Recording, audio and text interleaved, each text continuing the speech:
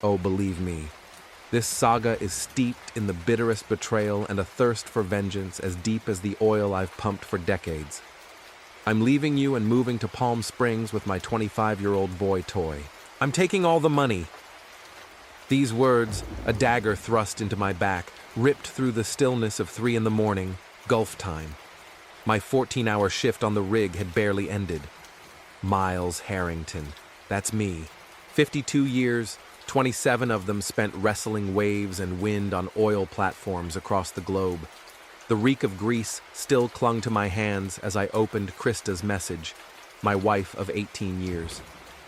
I stared at the screen, another message already blinking, a screenshot of our joint account, $0.02, where $142,000 should have been, and that damn kissy face emoji, like it was some sweet little joke.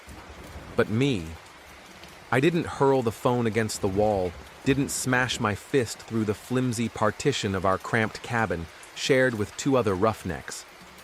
I simply sat on my bunk and typed, "Sure. Good luck." Then I switched off the phone and walked to the shower. The guys sensed something was wrong the next day. I skipped breakfast, went straight to work. Jackson, my second in command, shot me worried glances during the safety checks, but knew better than to ask.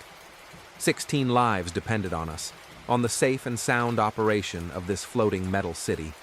Personal demons stayed personal. During the lunch break, I checked my email.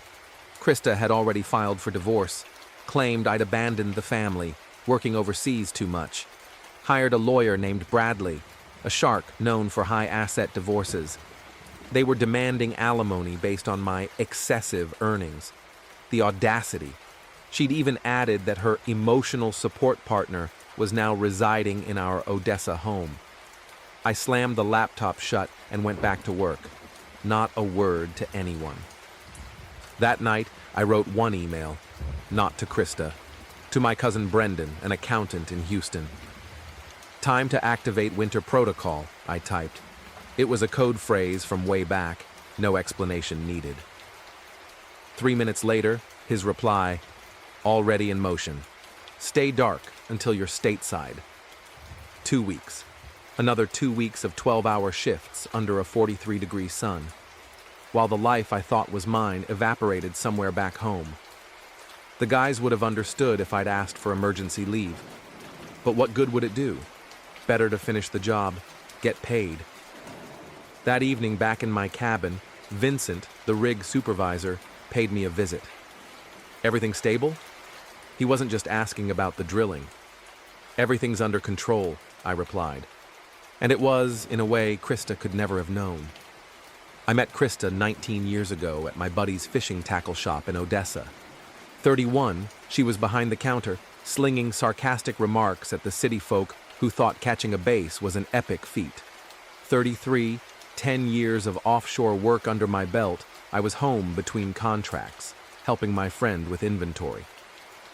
We married 11 months later. Fast, but it felt right then.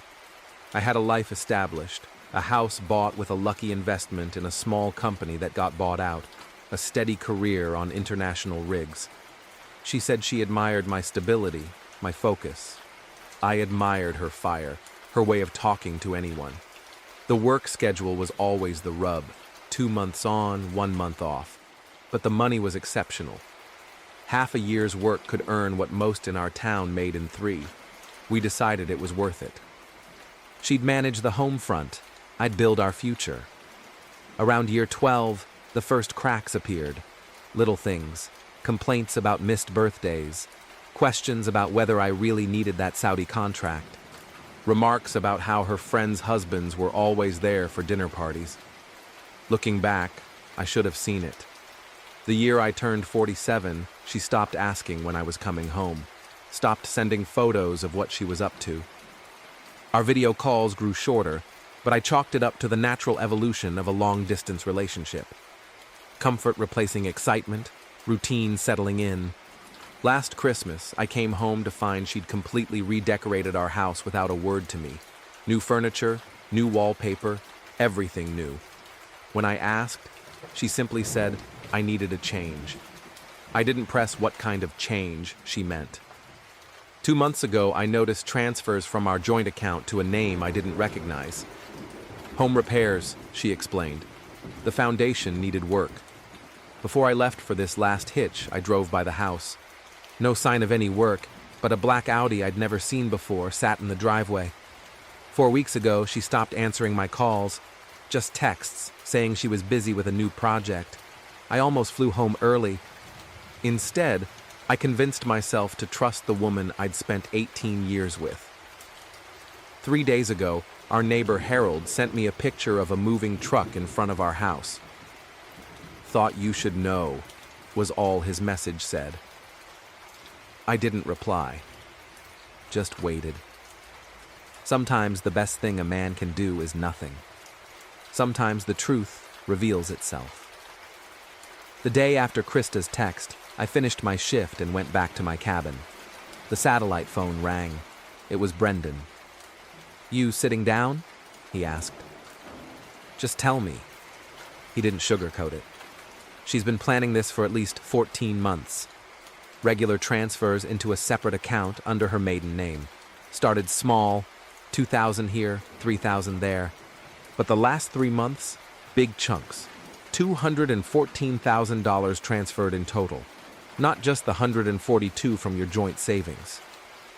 The room tilted for a moment. That was far more than our joint savings showed. "And there's more," Brendan continued. "She changed the beneficiaries on your life insurance policy 6 months ago and took out a $40,000 home equity loan, forged your signature." I sank onto the edge of my bunk. The deep thrum of the rig's generators suddenly amplified beneath me. 18 years together, nearly 2 decades of shared life, and she'd been systematically erasing me from it, piece by piece, for over a year. "The guy?" I finally asked. "Devin Forrester, 25, just like she said. Former personal trainer. No significant employment history for the last 3 years. 3 previous relationships with women over 45. Each ended within 18 months. I didn't need him to spell out the pattern. "And one more thing, Miles." Brendan's voice dropped. "Credit card charges for 2 one-way tickets to Palm Springs. Date is next Tuesday." That was 3 days away. She wasn't just leaving me. She was vanishing, trying to disappear with everything before I even got home. I hung up the phone and sat in the darkness of my cabin for a long time. Didn't turn on the light. Just sat and watched memories rearrange themselves in my head, like shards of glass forming a different picture.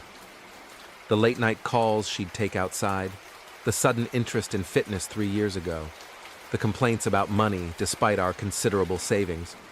But it wasn't the betrayal that hit me the hardest. It was the planning, the calculated, patient dismantling of our life while she smiled in my face, accepted the money I wired home, told me she missed me. Something snapped inside me. The hurt crystallized into something harder, colder. I walked to my locker and pulled out my laptop. Logged into an email account only Brendan and I knew about.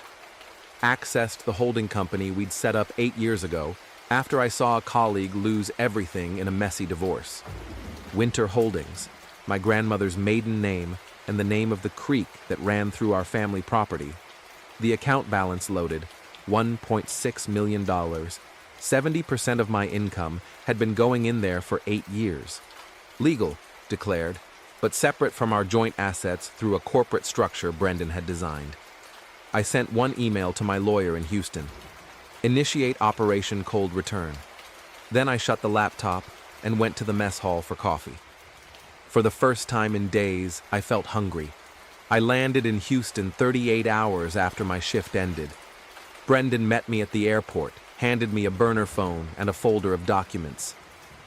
"She's been calling your regular number non-stop since yesterday," he said as we walked to his car. The bank had frozen the account she'd transferred the money to, standard procedure for large, unusual transfers. They required my in-person verification. She didn't know I was back. No one did except Brendan and Thomas. Thomas was my lawyer. But that wasn't the interesting part. He pulled out his tablet and showed me a string of text messages. A conversation between Krista and someone saved as D. I scrolled through them quickly. plans for their new life, jokes about me working overseas while they spent my money, details about the house they'd already put a deposit on in Palm Springs. But one exchange from 2 days prior made my blood run cold. Krista, the bank froze the money, needs Miles's in-person verification. What do we do?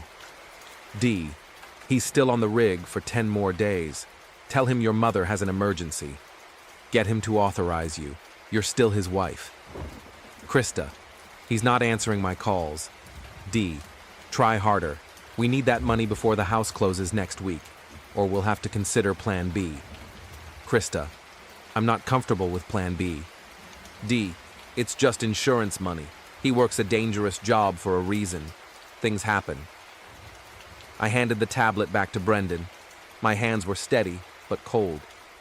Can we use this? I asked. It's from her cloud backup. She used your Apple ID to set up her new phone last year. Never changed the password. Everything syncs to your cloud. We drove straight to Thomas's office. He already had the divorce papers drawn up, a police report for the forged home equity loan, and an emergency motion to freeze all assets. There's a complication, Thomas said as we sat down. She filed a restraining order against you yesterday. Claims she left due to ongoing emotional abuse and financial control. Says she fears for her safety. That's absurd, I said. I've been 10,000 miles away for the last 7 weeks. Doesn't matter.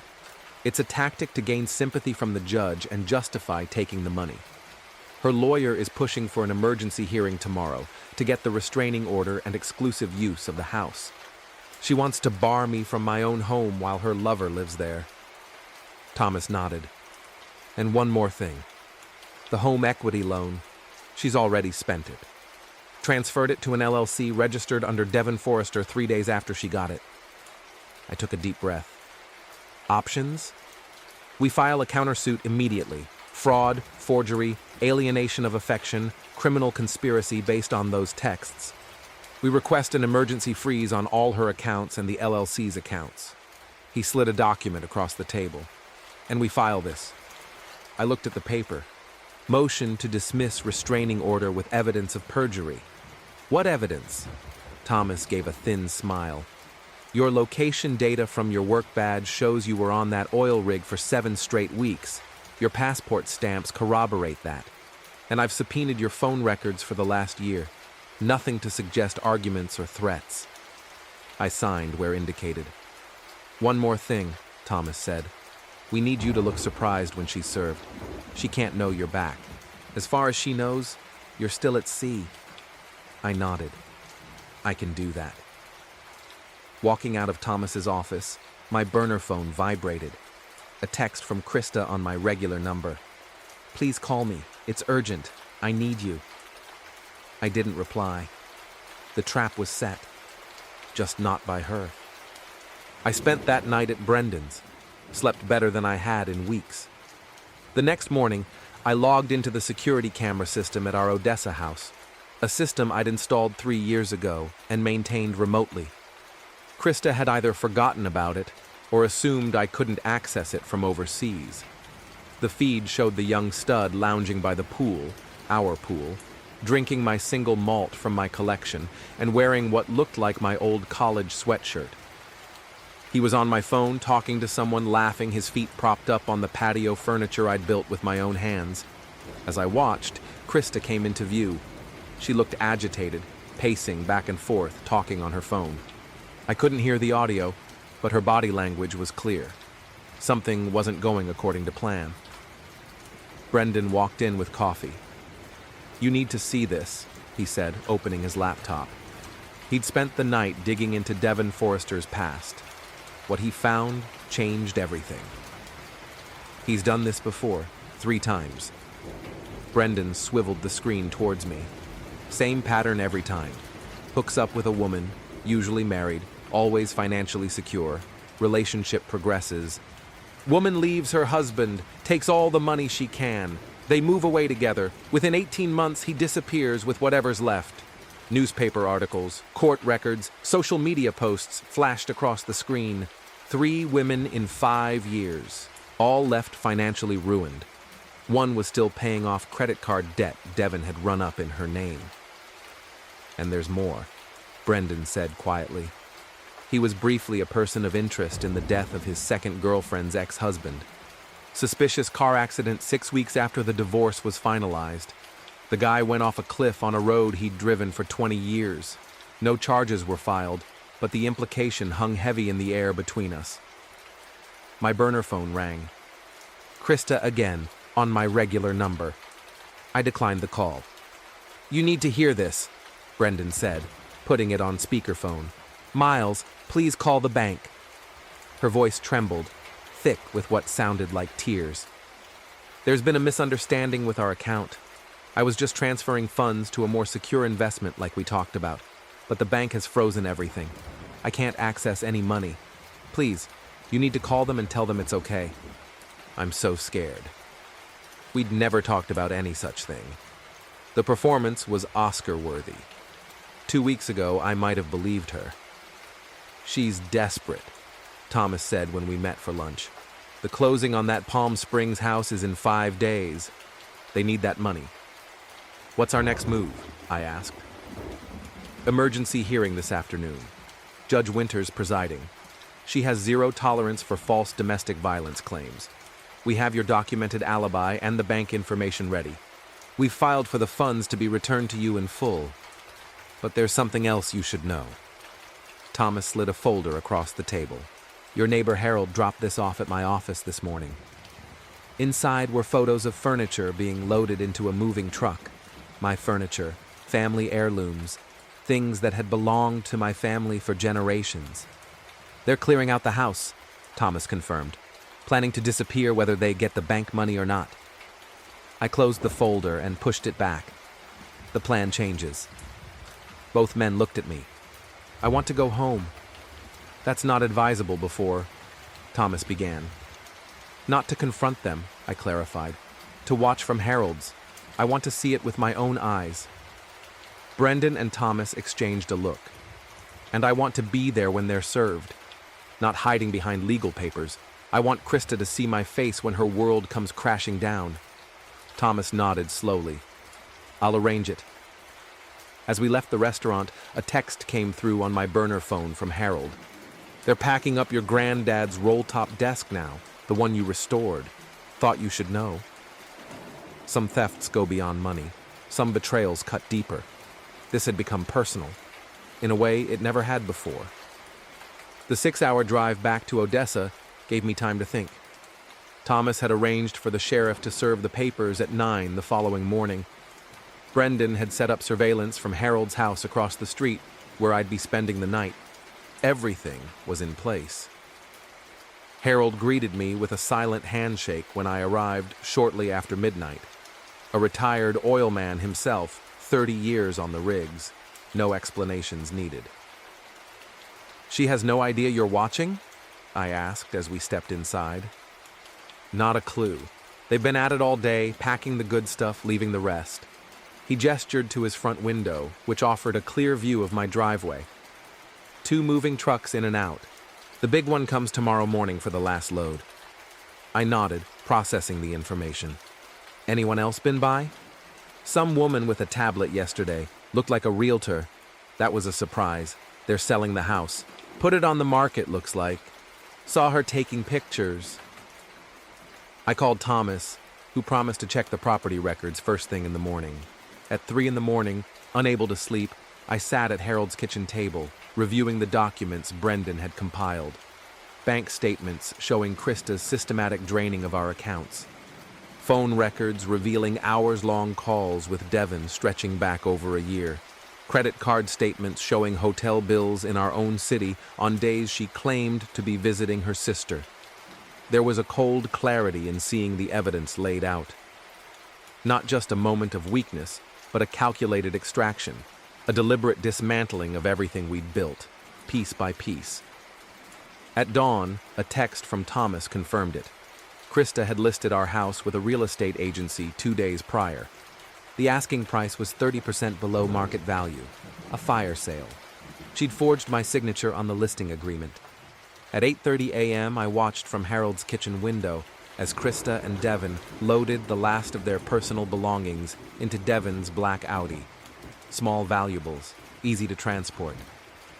My grandmother's silver picture frames, the antique clock my father had given me before he died. At 8:45 a.m., the large moving truck pulled up. 3 men got out and headed towards the house, right on schedule. At 8:55 a.m., an unmarked car pulled up behind the moving truck, blocking it in. 2 sheriff's deputies and a woman in a business suit emerged. Thomas had sent the process server with them. "Time," I said to Harold. I crossed the street as the deputies approached my front door. Krista answered, her expression shifting from annoyance to confusion as the officers introduced themselves. "Mrs. Harrington, we have some documents for you and the gentleman inside." I stayed in the shadows, watching from the edge of the driveway as the color drained from her face. She called for Devin, who appeared behind her, his arm possessively around her waist. And then I stepped into the light. Krista's face was a mask I'll never forget. Shock bled into fear, then a dawning calculation. Devin just looked bewildered. "Miles," she whispered. "You're supposed to be on the rig." "Surprise," I said quietly, nodding to the deputies to proceed. They handed her a stack of papers. The emergency restraining order against both of them, the freeze on all assets, the police report for forgery, the cancellation of the house listing, and the divorce papers detailing charges of fraud and conspiracy. "You can't do this," Devin blustered, puffing out his chest. "She's afraid of you. We have a restraining order." "Dismissed this morning by Judge Winters," I cut him off. "Hard to abuse someone from 10,000 miles away." The judge had been particularly interested in the text messages discussing your Plan B involving my life insurance policy. His face went slack. Krista took a step forward, tears already welling in her eyes. "Miles, this is all a misunderstanding. I was just protecting our assets," I finished for her, gesturing towards the moving truck. "Protecting our assets by emptying our house? Protecting our future by selling our home out from under me?" She had no answer. "You have 30 minutes to collect personal belongings only," the process server stated. "Clothing and toiletries. Everything else remains pending court order." As they went back inside, under the deputy's watchful eyes, I turned to leave. "Where are you going?" Krista called after me. I didn't look back. "Home." The hearing took place 3 weeks later. I sat at one table with Thomas, Krista, and her lawyer at another. Devin was conspicuously absent. He'd vanished 2 days after being served, taking what little cash and jewelry Krista still had. A familiar pattern, as Brendan had discovered.